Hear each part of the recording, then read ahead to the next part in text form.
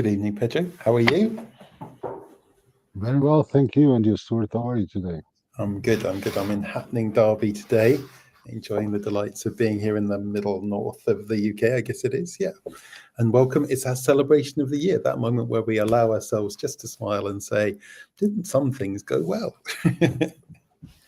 Yes, we did. And yes, they did. It's good. I mean, the Uh, British and the Portuguese were not good at this, right? It's not a comfortable thing for us to celebrate and have a little pat on the back and whatever. But it's been a good year and there's been some amazing things happen. So it's a great moment to try and just talk about it a little bit. And hopefully there'll be some people watching this live and some people watching this back. And if you've got some thoughts or comments and you just want to chip in, then please put them in the chat. We see those comments come through, and they also, as we reply to them, they'll go out on the YouTube and so on as it's distributed. Thanks, Lodi. Appreciate you being here. All right, so why don't we start, Pedro? What is one of your favorite highlights of the year? Something that really made you smile during the Canopy year?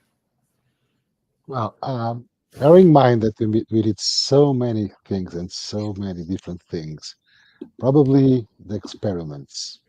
Um, this year, since we are always trying to, find better ways to serve the community and, understanding what are the needs and how we not only increase the community and strengthen the bonds, but also being able to enforce, peer relationship and sharing of knowledge and experiences.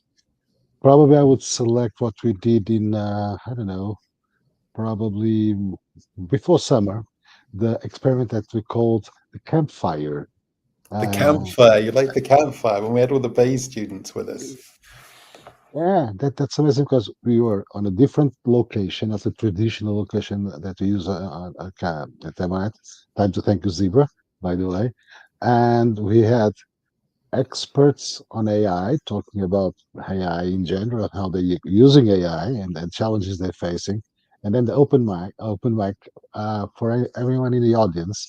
And in the audience, we had a large group of base students. So a great mix of Portuguese students, British students, and normal startup founders and other sorts of people, including people from the Zebra cohort. And it was amazing to see how things were blending, from experts to non-expert people sharing how they were using AI and the challenges they were facing, and and it was interesting because even though it at the beginning was like a campfire and an audience, it started blending, and in the pizza and beer moment, all that energy that was already super high just erupted, and it was I know it was absolutely amazing, and I think we're definitely gonna keep on trying new experiments, new ways of bringing value to the community.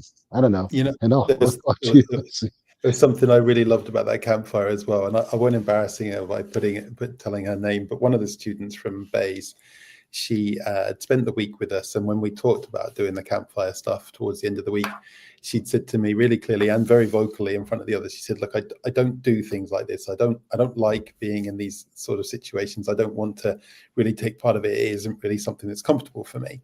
And she also said something really, I think it was equivalent to I don't like people almost. It was, she liked her small group, but she didn't like big groups and stuff. And it was super interesting. And then halfway through the campfire, I was out sorting something and I came back to find her taking up a seat and talking about her viewpoints and really enjoying the whole thing. And it just, it becomes such a safe space for her. And she just felt able to express it. She was really kind of commanding the whole thing. And I just thought it was lovely. It was, that transformation for her. I really loved it. So let me Yeah, see. I've that's got that's just interesting. Matt's again saying he local. can't join.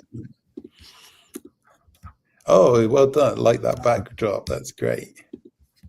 Now we're both, on a celebration mode, a bit Christmas, but localized. This is my beloved Lisbon, part of it at least. And yeah, it's amazing how people, when they start feeling comfortable and we create this safe environment that I was trying to build, Mm. they kind of stop worrying about, how people would judge them and how good or bad they will perform. I remember doing to say, just before I said someone I knew from the audience, she's a Portuguese, a very bright student and an entrepreneur in the making. And I was saying, "Hey, Nish, I want you to, jump to the campfire." And she was, "Oh, I'm not that kind of person." "Ah, yes, you are." And I gave her a bit of no chance. You have to do it. And then, she came there, became natural, and yeah, it's incredible when people feel safe and sharing something. They kind of, "Oh, Madame Elodie, Mister." Look at this. Elodie, it's like melody without the M. It's great to see you. You finally I taught me how to say your name. And you brought the canopy with you today. That's magic. Yeah, I have the background that fits it. So you've been one of the fabulous People's Choice Award winners this year. What's been one of your highlights, Elodie? I think understanding the community better because I didn't come into the Canopy community like straightforward. I think it was through an acceleration program, Acceleration 23, and that's how I Yeah, luckily got up got 23 with into us. exactly, and that's how lucky I got into the demo night and in contact with you, and then afterwards my journey started. And I think for me this year it summed up during Web Summit to really having a bit everybody there, because the community goes like Lisbon, London, and so on, and there was a lot of people who were like gathered there. So that was for me amazing to see people in real life. Fantastic. One of my favorite moments of the year with you, Elodie, was the pitch training day that we did during the Web Summit week, and seeing you guys up on the wall and staring into each other's eyes. So I really enjoyed that. And it was kind of like the way you all developed during that day was quite startling, but that memory of how uncomfortable everybody was, including me, up on that wall staring at each other's eyes and getting used to that how do you hold eye contact kind of moment, that was brilliant. It was awkward, but it was nice. And everything else seemed easy after that, right? Yeah, like I said, what was great is that the whole day wasn't about like prep your pitch and get your decks in order, but it was more of like let's get us as uncomfortable as possible. So when you talk with somebody, you feel a bit like nervous about it. You were less nervous because like you already were very uncomfortable for a whole day. This was easy peasy then, so it was nice. It's very good, very good. And hello, Matthew. Nice to see you, my friend. What's been one of your favourite things of the year? There's been so much. It's been such a busy Canopy year. The amount of Oh, mate, I'm not sure your headphones are headphoning. says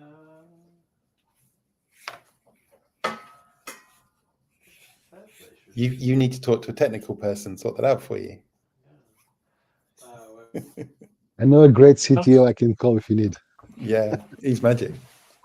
You can hear me now. Oh, yeah, now you're headphoning. Yeah. That's great. Yeah. It decided to connect to my phone's microphone, which was in my pocket. But there we go. That's technology for you. Yeah, it's been this year's been so incredible in terms of the kind of the volume of stuff that we've done at Canopy. It's quite hard to pinpoint like the big moments. I think there's been so many. I think doing the Cornwall demo nights have been a real privilege for me, being a resident of Cornwall, and there's not a huge amount of startup ecosystem in Cornwall. So being able to bring something to the area I live that's kind of really needed for the startup community, what little startup community there is, but to have some community, that's the whole point. Um, that was really, really great. And also kind of evolving how we run the demo nights, introducing Mentee to make it a bit more interactive, and just getting into the flow to the point where it felt like we were quite a slick operation, which I'm not sure has ever been said before. So that was That must be the ones I wasn't at. That was probably gone a lot better. so no, that there's lots of highlights, but those are some of the ones that stand out, I guess. Well, I mean, we all get involved in demo nights, right? But Elodie, do you know how many demo nights we've run this year as an organisation? No, I don't know the exact amount. I'm guessing a lot. 22, Elodie. We've run 22 this year, 10 more Wow. than any other year that we've ever done it. 2 of those were remote. 10 of them were in London. I think 8 of them were in Lisbon, and 3 of them were in Cornwall, and then we did our first ever one in Bristol, and I think that adds up to 22 if I get that right. But it's a crazy amount for us, and it was all kind of catalyzed by the grant that the Portuguese government gave us this year, the PRR grant, which we're very thankful for. But for something that I love so much as Demo Night, I have to say, by the Bristol one, I was kind of stealing myself a little bit. Getting to the 22nd one was just, it was almost like a bridge too far. There was just too much organisation going on. But what an amazing moment to do, not just Cornwall, but also the first ever Bristol one. How many did you attend in the end, Elodie? Because you did obviously the Lisbon Web Summit one, and you did the Startup 23 one. Was there the only two that you attended? Oh no, because you came to the first speed dating one. Okay. Yeah. Tell people, what was the speed dating one like? Okay, so what was interesting is that the speed dating one, the normal demo nights would be you have people who present, and you as an audience just sit there and listen, and based on that, you vote. And the speed dating one, as how speed dating works, is that we would just sit, and the people who were presenting actually were going around, and they had each 10 minutes. And I think they were also quite free of well, they were a bit indicated of you have 2 minutes and then you have 8 minutes of questions. But what was nice is that in a small group of 3 people, we could ask immediate questions, which gave us a lot of information in the sense of if you don't understand it through the demo, it's good that you have some questions. And I thought that we started to ask questions that were very relevant to us. What would it benefit me? Could this product help me? Could this idea help me? Which opened up far more interesting conversations. So I did like it. And I also told you, I think, on the evening itself, Stuart, that this was ideal for people who are pivoting. If you're in a startup and you're pivoting and you're not really knowing of is this a good idea? Should we go with this? It was the ideal testing ground of having a first honest reaction of people, that get presented to. So I really loved the experience. And it was also a lot of fun. It was very it was felt a different informal. energy, right? Yeah. And we had a bit of a drink, and we even got some food. So it was everybody was really happy. Well, big thanks to Nina's Brunch Cafe as well, because they did those great burgers, didn't they? They were super lush. Yeah. And I think it was maybe 2 or 2.5 hours after we finished that we basically had to remove everybody from the cafe, because I think it would have gone on for a long time. It was Yeah, great. I think so too. All right, so Matt, how many People's Choice Award winners did we have this year? Well, 22. Believe it or not, we had 26. So we had Oh, a couple of joint winners, one of which was Cornwall. So we had two founders on those, and we had a couple where 2 founders took the stage. So we kind of gave them both, if you like, the awards. But we ended up with 26 that we feature over the year, and that's the most consistent year we've ever had. We've got a People's Award winner out of it, People's Choice Award winner every month, sometimes more than one. And we've actually got them all in one place and know who they are, which is, for a Canopy thing, this is something to celebrate, right? This amount of organization is unheard of in that community. We've even managed to tell people who they are and do the interviews and elevate that whole thing up another notch. And you know what, Elodie? You're now part of what we call the first Canopy vintage. Vintage. Yeah, Vintage. I think we have to review that word. And calling me vintage. I mean, we're all creative minds here. Maybe we can find something that is a bit more. It's quite a VC term. It's usually the ones you invest in within a fund. It's like the vintage bear. Okay. What do you think was the highest winning margin of any People's Choice Award in the year? Pedro Guimarães. You know the answer. Is it fair for me to answer? Yeah. But can you remember the number? Can you remember who it was? And can you remember the number of votes that she won by? 48, I think. On top, yeah. And who was it? Soraya got it from InnoCrowd. Amazing Soraya. She was absolute. I must say I have a bias here because not just I love Soraya, but I think InnoCrowd is such an amazing idea. She has 1.3 million creators, as in investigators, teachers, innovators of all sorts on the same platform. 1.3 million solving problems. It's probably the best problem solving marketplace I've ever seen. And she tells amazing stories, one of which was solving a weird GPS problem on the Lisbon airport.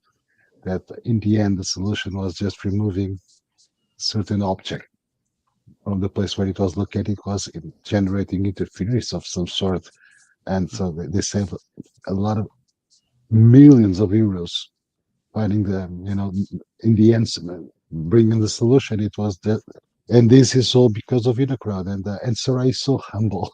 She talks about it.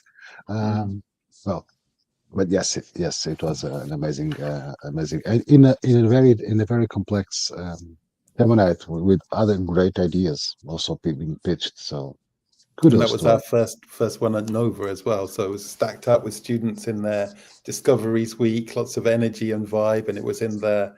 If any of you have been to the Nova Haddad campus bit, it's like a glass box, basically. So as you're giving your presentations, students and other people are walking past on the outside, and then we'd see people looking in through the glass box and then actually coming in through the door and joining in as well. And that was super cool. That was super cool. All right, Matt, what do you think of Rita Castrati? Well, I'm probably slightly biased because I'm now a fractional CTO for Pioneering People, but I think she's awesome. Yeah, and she's won 3 of our demo nights, hasn't she? That must be a So, record. so she's won 2. She got an honorary mention in the first one, and then she got Right. invited into the London Tech Week one, which she picked up the People's Award, and then obviously the Web Summit edition as well. And I think she was quite surprised that in such a high caliber night that she would be awarded that, and we got voted that by the group, and she went up first again, which seems to be her secret, to be the first one on the stage. And you think the first one will not do well because they'll be forgotten by the time we get to the end, but somehow, I don't know, she just got all her friends to vote online or something. I don't know what it was, but she got it. I think LOD. it's that storytelling ability. I think like it's the ingredient for any kind of really successful pitch. Is bringing that narrative and also kind of an element of emotion to it as well. I think it helps really kind of connect with the community, but also kind of the people who are there on the night. So yeah, no, it's been a really great year for Rita and Canopy. I really liked the contribution from Taiwan during that demo night as well. And he totally changed. He like 180'd his entire approach by the time he got to demo night. In 24 hours, he'd gone from, as he put it, quite dull and about 647,000 slides through to throwing an egg in the air surrounded by the mattress foam. And you're kind of like, this was a really great demo night moment to actually see him live that thing and kind of bring his personality out. It's kind of cool. Yeah, the audible gasps when the egg hit the floor was. I wasn't sure if he'd hard-boiled it before he did the thing. All right, Elodie, what's your best guess? How many founders are there currently on the Kajabi platform in Canopy in some sort of program or other, or in community part? Well, so basically, in total, the amount of founders. Not our entire mailing list, just the number of founders who are on there doing something in some way, shape, or form. I really don't know. So I'm really bad at. I don't know. 250. I'm going for that. All right, Matt, what's your best guess? I should know this. I'm going to go for 600. So 250 or 600, you two are totally on the same ballpark. All right, Pedro, well, how many founders are there in the community now? 562. All right, as of this morning, the platform tells me it's 649. Wow. So that's pretty cool, Congratulations. Right? Obviously, clusters in the UK and in Lisbon, and then some outliers in Boston and Bangalore and Singapore and so on, and people from all over the place in little dribs and drabs. But yeah, 649, which is kind of cool. So, if you don't mind, regarding a demo night, the Web Summit demo night, one thing, and it's great because Elodie is here and she was there, so she can give her own opinion on this. We were all there. I remember. Yeah. But, How much wine did you have? Why I refer to Elodie? Because she was one of the founders pitching. And he did a lot of things between Monday and Wednesday when he did the demo night. And our goal was to try to help them improve and benefit from whatever we were trying to do.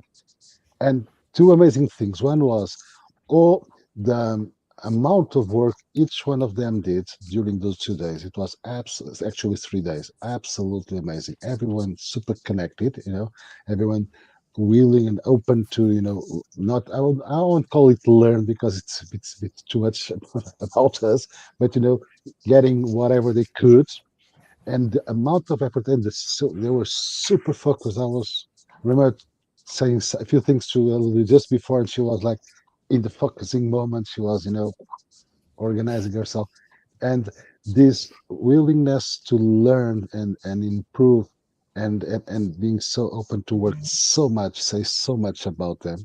The and I'm not saying this because you are LOD, you're LOD. It's absolutely true, and you saw it.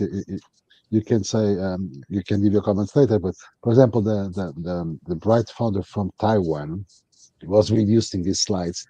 Wednesday morning, he tells me 16. I said, okay, you're just 12 too big. Yeah. The And brief in of the end, 4, buddy, 4. That's it, right?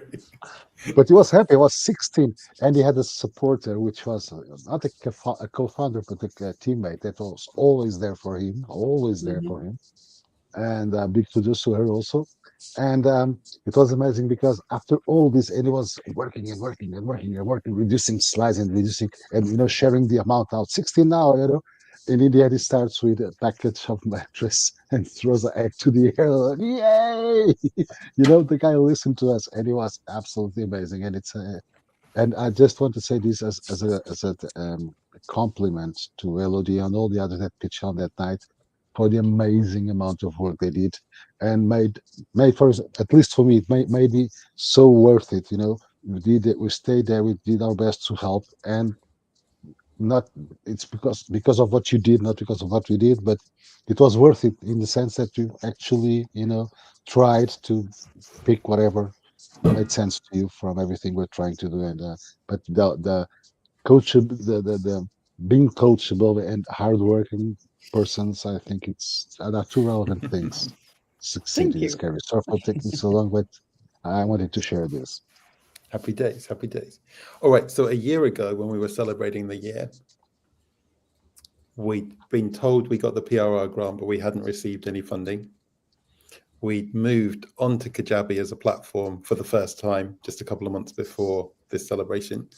And the stats that we had were that we were getting about 6,000 unique views a month on our website, which was never a particular focus of ours, but it was about 6,000. Phil, what's been the peak number of views in 1 month during this year? I think it's in the 30,000s. I'm going to go for 31,000, 32,000 maybe. All right, Elodie, higher or lower than 32,000? Let's go higher. How much higher? How much higher? I don't know. Like, let's go 5K higher. It's like So you're poker going here. 35. All right, Pedro, higher or lower than 35? 40-ish in the end. 40-ish. So 40-ish. 30. Okay, our peak month was just over 45,000 views, which was Wow. September, and we're at 30,000 this month. So the rolling 30 days of November. So that's a big difference in 1 year, right? And Yeah.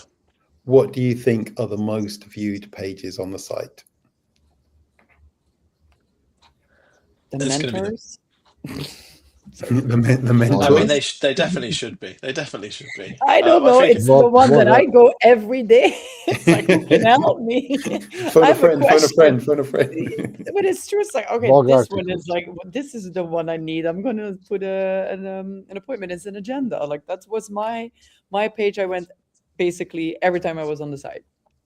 Very cool. Very cool. What do you reckon, Matt? What do you think are the most viewed pages? the blogs, I reckon. Why do you Where reckon the we blogs? do the interviews from the demo nights. I think it kind of creates that not hype cycle, but it's kind of that interest in terms of we're running the demo nights, and then there's activity straight after the demo night of the interview with the people's choice. So maybe would be my guess. Educated Right, so, guess, I've got to say. so is it the mentor thing? Is it the blog thing? Pedro, what do you reckon it is? I would say blog. Even though it's flattering to see Elodie say mentors. Thank you. She didn't say you, she said mentors. There's a plural there, right? Yeah, I've put an S. I've put an S. All right, so it is in fact the blogs. We get more than 60% of our traffic to the website through the blogs. We post between 5 and 12 blogs a month, and it's all thanks to the power of ChatGPT that we do that. So whenever we do like a vid like this, we get a transcript. We've got a train project area. We convert that transcript into an article pretty quickly. We SEO optimize for the keywords that we want for the site. Then we edit it to make sure that it flows like a proper article should and hasn't got any bloopers in it. And we get that out within an hour, usually, of most events. And that is what's being most read. We keep those articles, like they optimize about 600 words in size. So we keep them short and sweet. We give them a clear call to action, and they seem to be being read, and they certainly seem to bring the traffic onto the site, which is great. So I guess the more useful they are, the more people will read them, and the more it gets picked up because it's SEO'd, right? All right. We're at that point where we get to say what we're most looking forward to next year. Is there one really cool thing for you, LOD, with InkSpot? Like, what are you looking forward to in the next 12 months? Well, for us, it's, how can I say, it's not that we like pivoted or something, but we upgraded what we were doing with InkSpot. For people who don't know me, very shortly said, what we want to do is actually matching people with the tattoos, the dream tattoos, which I'm going to give all the credit to Stuart. He made me come to this 8-word wonder of saying, matching you with the tattoos you never imagined loving. And I think that's such a beautiful sentence. You helped me during the Web Summit week to create that sentence. And that's what we're actually going to do for the next 6 months, is actually making that matching happen, making people happy, trying to find, their tattoo and their artists. And I think for me, it's just, I'm very happy that we're going to make that difference. It's going to be a huge difference when it comes to people finding, artists that they want, tattoos that they want. And I'm actually very happy to see how reactions will be from people. Like, I hope that we're going to make people happy. I think some people can always go like, like money and this and numbers and this, but I'm really hoping forward to see happy faces and people having art on their body that they're going to be happy for the rest of their lives. So that's what I'm looking forward to. How you proper live your startup, right? Like every founder, you proper live it. Yeah. I think that, like when Matt was saying storytelling, we're not doing this only when we're pitching. We live it. It's like, I think really the best founders that you find in a startup are the ones who are so passionate about what they're doing, and they it's not just a story that they know by heart. It's a feeling, it's a passion that they go for every day. And I think that's what in the demo nights are the ones who always win it. It's the passion, and it's that passion that they bring over, that they can tell to the people. And I think that's the most important thing. So if your game is winning numbers and making money, I don't really feel that you're going to be there until the end. I think passion is the most important thing. And like it's echoed by another People's Choice winner here. Get one step closer to living their content creator dreams. I think that's pretty cool as well, right? If you don't love it, why would you do it, right? Why would you do it? Exactly. So, Matt, I know we've got a lot. Go ahead. I'll say, if Elodie doesn't mind, I would love to share something. I think it's useful. It may be useful to other founders. Elodie is this passionate young lady talking about the project she's building. Not vintage. She's not vintage. No. She belongs to the vintage, group of our idea project, not her. And so we just saw her, talk with so many passion about what she's building. During Web Summit, she was in love with numbers, and these are the two sides of the same coin. And this is absolutely amazing, because sometimes people think, well, I either be pragmatic or emotional, things like that. And Elodie just showed that she is definitely an emotional kind of person, and she's in love with numbers. And it was amazing. We had quick conversation around a few things, and she was eager to know more and actually using it, which it's I think she has a lot of great ingredients. So I'm keeping looking at HinkSpot. I'm sure Elodie Yeah. and the team will bring amazing surprises to everyone. Let's hope. Fantastic. So, Matt, we've got a lot of plans for next year. What are you most looking forward to? I think for me, it's probably going to be one that I share with you, possibly. So, the Canopy Fund is probably the most exciting thing for me next year because having been part of Canopy for maybe two, nearly 3 years now, seen so many amazing founders, startups. Obviously, we take them through the demo nights. We've got all of the mentors that we can, offer them support and guidance. But we've never had the next step, the next natural step of those ones that need the financial backing. And actually having a fund that's kind of integrated in a way with Canopy community feels like a massive step for us, but also personally, a very exciting one for me because it's not something, I've not been part of a fund before. I've obviously been in tech for a very long time, been in the startup world for a very long time. But it's kind of a step a little bit into the unknown. So that makes it exciting. But also like the potential, I think, makes it one of those things that I'm most looking forward to in 2026.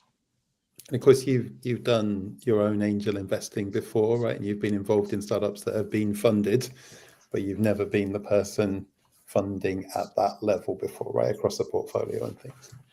Yeah. So that's the like very well versed to most elements, other than kind of sitting the other side of the desk, if you like, and the one who actually hands out or does the due diligence on those investments. Elodie, you gave me some feedback in the week about the fund. What are your thoughts about this? Do you think we're going in a good direction with this, a bad direction, or you think we should rethink our direction? I did love the 4 pillars that you explained to us. That I think it's also when you do the demo nights, you ask people those questions in those 4 lines to say, like, how much would you refer it to your friends? How much would you invest into it? Like, understanding that. I think what is really unique with you is that it's not only about is the numbers matching. Does it look good on paper? I feel that you have, as a Canopy community, a very nice testing ground that you can see how much are people, how do they desire this? Which it gives you a sort of unique insight on the startups of like, is this, because what do you all want to do with a fund is minimize risk. That you get a bit more information, and you also have the ability to get close to people and actually see them on a on a less formal way, on an informal way, that I think gives you also a bit of an edge of really being a fund that's not only there for them with money, but a fund that actually is there to, support them. And your community is a really big support system that makes it a unique fund. So I'm also very, as Matt, looking into how is next year going to be evolving in this, because I'm also very interested to see. You talked about it during Web Summit about it, and I think everybody who was there was very interested, because sometimes we feel that we are only a deck or a data room or as good as a pitch deck, and before you get even through the door, it's so hard. And I think with you guys, we have the ability to show ourselves, and that it gives you react different then. It's very kind words, mate. Very kind words. So we've got a question in here from the audience. So a few questions. What will the ticket size be per startup? Matt, that one's for you. So we're looking. So the objective is to raise a 1 million fund, and we'd like to make 10 deployments of 100K. I think there's some flexibility in there, but that's the headline that we're shooting for. Yeah, so that's the first one. So the idea, it's quite a British model, but what we're doing is, and basically one fund a year. So they call them a closed fund. We raise the money and then we deploy it. So by the end of March, our goal is to have 1 million into the fund, and then we spend the next 12 months deploying 10 times 100k checks. And during that same year, we're going to be trying to raise 2.5 million so we can deploy 10 250Ks the year after. And then if we follow our plan, we'll raise 5 million the year after to deploy 20 250k checks. And that 250k is the limit of the particular tax regimen we're using in the UK. So it's the SEIS, which is not the number 6, as many Portuguese, when I try to describe this, it gets a bit confusing, but that is the Seed Enterprise Investment Scheme for the UK. So that's the model, and we're trying to do 10 of these, so 10 in a row of raising the money and deploying it the following year, and raising the money and deploying the following year. Let's see if we can do it, right? So second question was, is there a thematic industry, geography, business model, focus or preference? Matt, what do you want to say to that one?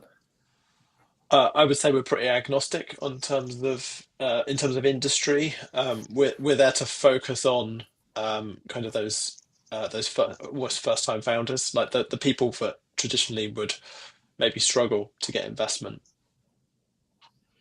Yeah, so we designed it to be the friends and family round for people that don't necessarily have that network to support that.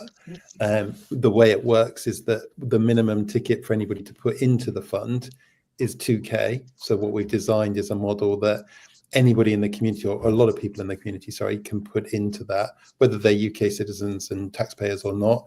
The UK ones get the tax relief. They get 50% tax relief on the money when it goes in, which is great. And we're actually getting interest from institutional investors who want to put some of their fund into our fund, which is great. But the perfect goal is that 40%, 50% of the people in the room at demo night have actually put some money into the fund, and then they're voting for the People's Choice Award winners and elevating somebody because they think they're the right fit. And then that founder's going to get the first sight of that money. So Matt said we're industry agnostic. It's the People's Choice Award winners that are going to get line of sight to the funding. The first vintage get line of sight to it. We may not be the right investor for them. They may not choose it. They may be beyond us at that point. And those founders may not pass the due diligence, but that's how we're screening everything through the People's Choice Award winners. And will we be leading the pre-seed round or only co-investing? We'll be prepared to lead because we're going to do the proper due diligence. The demo night itself is a lot of the desirable stuff. Matt's going to lead on the feasibility stuff, and Rachel's going to lead on the viability stuff. And between that, we'll have a due diligence pack, which will then enable us to lead. Lots of questions. This is great. Thank you so much for this. Question number 4, any follow-on funding for portfolio codes, and how will secondaries work? Do you want that one, Matt, or do you want me to take that one? It's up to you. I think you should take that. Okay. So in year 3, if we've done the right job and we've followed our plan and it's all working, we will raise the next big fund on top of this, which is called an EIS fund, and that will be for the follow-on money. So that would be like a 30 to 50 million fund that would do the follow-ons for what should be companies in the first 3 years that are starting to need that. And there is a secondary market in the UK for these companies. It's all just been announced recently in the budget and the way this will all work, but there'll be a secondary market that we can work with should it make sense for the company and for the portfolio to do it. But we're sitting there with a long-term view of helping everybody we invest in succeed. And if the secondary is the right model, then we'll follow. Okay, and number 6, that's the last question, I think. How can we help with this idea at this stage? Well, asking questions is good because we are really seriously trying to work out how to do this in the best way. It's a regulated thing, so we have a regulated person who's helping us do all that construction. But what we're really trying to do is something special and unique that doesn't exist in the world today, focusing on this kind of friends and family round stuff and being, as Elodie mentioned, like this unique community recipe. And we hope it's going to galvanize everything in the community when we do it. But it'll only work if we keep listening to people like Elodie and people like that really understand this moment for the founder and for why the funding would be useful. And if we keep listening hard enough and we keep doing the right things, then hopefully it'll all work out. Okay. Pedro, what are you looking forward to in the next 12 months? It also includes the fund, obviously, but it's more ensuring that we close the circle, meaning from ideation to the incubation programs, demo nights to investment. This is all, it has been all created and aligned to be a constant flow, not just for the fund, but of course, mainly for the founders and the startups. And so orchestrating everything in a way that will actually work. This doesn't mean necessarily that someone that didn't enter in the ideation programs will never be invested. That's not the idea, definitely not. But trying to identify all relevant stages where we can actually add value. So we'll be following with that specific person or group of people who across the entire journey to a point where they are investable, and ensuring that this is not just something that we're saying here today, but the reality every day of every of the 365 days of next year is for me the biggest challenge, and actually great excitement to being part of it. Let's do it. We can do it, and with the help of people like John that is putting questions. I know that is being amazing, sharing her thoughts and bringing not just her idea but her contributions, and everyone else within the community, or those 600-ish and 40 whatever number it is. I don't remember any longer. We can all do it, and we try to keep our ears open, understanding what the community needs and doing our best to provide it, the best way we can. And the fund is a great part, but the full alignment and the consistency of these deliverables for me will be the biggest challenge, and at the same time the biggest motivation for next year. Thank you, Pedro. And I know you gave me a lot of grief at the in residence meeting that we had around how we amplify the impact that we do and how we join up that impact. And I think there are really good challenges that several people had in the team. So let's see what we can do with that and making these pathways much stronger as we go through the year. The thing I am most looking forward to, obviously the fund is huge, but the other one is the Student Accelerator Program. And that has just been crazy. And I want to thank Liam, one of the other People's Choice Award winners, for bringing that one to us.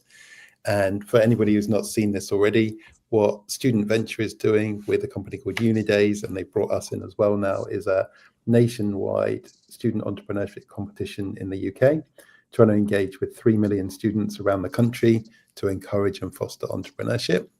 They're anticipating about 4,000 applications for this program. The top 100 will go through a Canopy acceleration program over 4 weeks.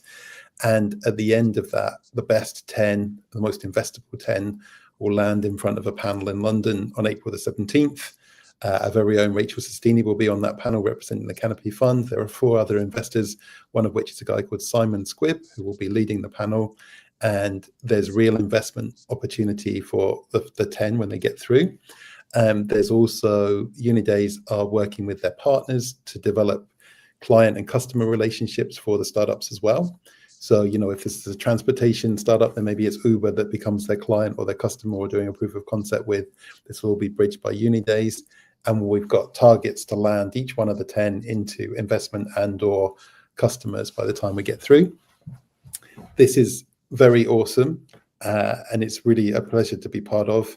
And it's quite exciting every time we have the meetings and we put things into action, and we've already seen the first applications coming through and some great ideas and some really interesting founders.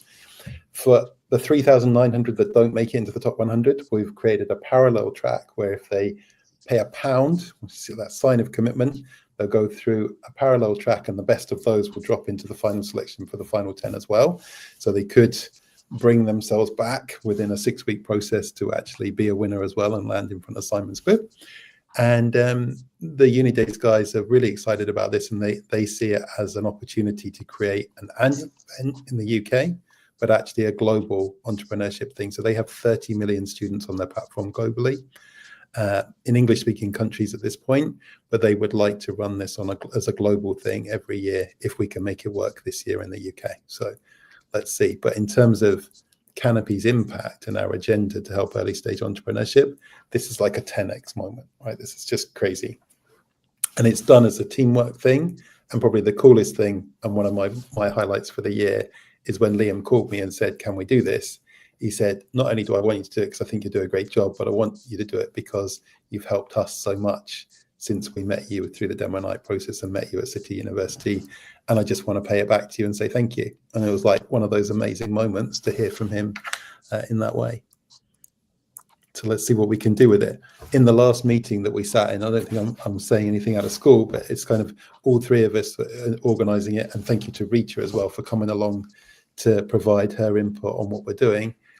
We were all like, we're going to kick ourselves if we don't make the most out of this opportunity. If we don't deliver the sort of impact that it's capable of, we're all going to feel so sick. So we're all now kicking each other's butts to actually make the best possible job out of this acceleration process. Let's see where we get to. All right, this is supposed to be a celebration. Is there anything else you want to say before we finish up today? I'll go Matt, then Pedro, and finish with Elodie, and anybody who wants to put anything in the chat. So, Matt, what are you celebrating? How do you want to leave it? I don't think there's anything new. I think for me, it's about celebrating that community spirit, because I think it is the community element of Canopy that brings all of these things together. There's obviously some people coordinating things, making sure that things happen on a proper cadence and all of that. But it's the community we're here for, and it's the community that kind of drives us and inspires us to do what we do.